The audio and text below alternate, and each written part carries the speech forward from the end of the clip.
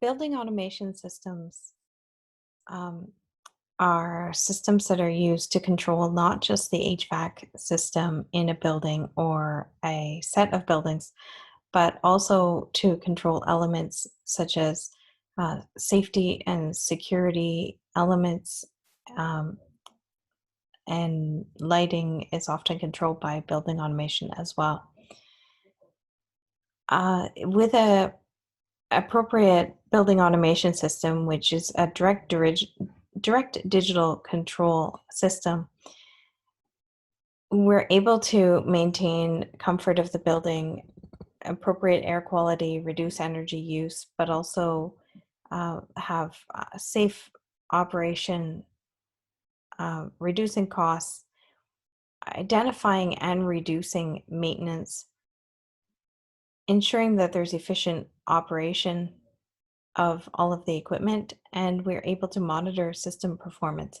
I would add to that that you're also able to generate performance data that can be used for further analysis to reduce energy use or cost savings going forward. So there's great potential in a building automation system for data management as well. I like to touch on some of the major elements that are controlled. Of course, temperature is often controlled, and there's a few ways to do that. And I'm just um, reminding you here of the narrow range that is considered comfort is defined by ASHRAE. Humidity is also needs to be controlled in any space because, as we remember, humidity is the number one cause of degradation of a building system. So ASHRAE also defines the humidity standards, and air movement is important as well, and some of that is controlled by the amount of airflow, but a lot of it is dictated by placement of devices that create such flow.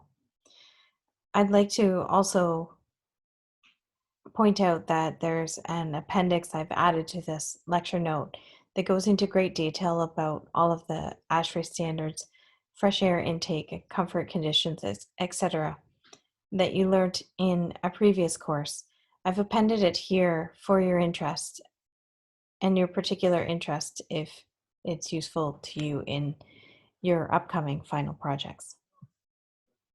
But don't forget that building automation systems are also easily used for security, locking, unlocking doors, things like that, and also monitoring video, monitoring cameras, identifying that there is an occupant in a space, for example, to identify if there has been a breach of any kind, alerting, uh, identifying the threat, and then causing the appropriate alert or alarm in response to the threat.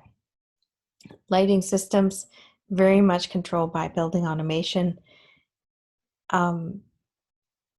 And there's so much opportunity in lighting in energy savings and also the comfort of an occupant, so to increase the productivity of the space with the most appropriate lighting and the most appropriate lighting used in the correct locations according to occupancy.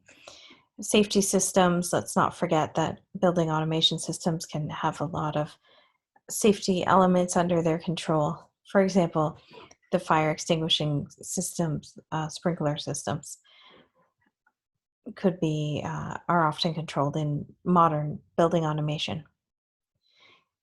The HVAC system itself, there's a lot of equipment to control. So the boilers, chillers, heat exchangers, pumps, the AHUs, the air handling units, would have some valves, either one valve or two valves that you could vary on and off to get a mix of hot and cold, or just hot or just cold into each air handling unit.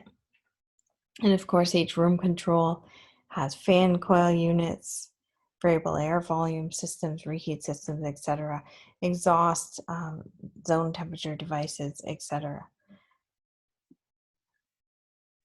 Um, Beyond these very major elements, I've just made a little bit of a summary of some of the other types of devices that are attached to those um, energy consuming equipment. For example, the lighting, you would have dimmers and timers, you have motors and on or off and variable speed control. HVAC systems have multiple controls, including thermostats, valves, pumps, motors. We have schedules, we have set points, we have setbacks, we have vacation planning. Water and space heaters have thermostats, fans, pump controls. We have modulating controls on boilers, adjustable speed drives on pumps, and variable air volume fans. That's just a list of a few of the things that we need to control in a building.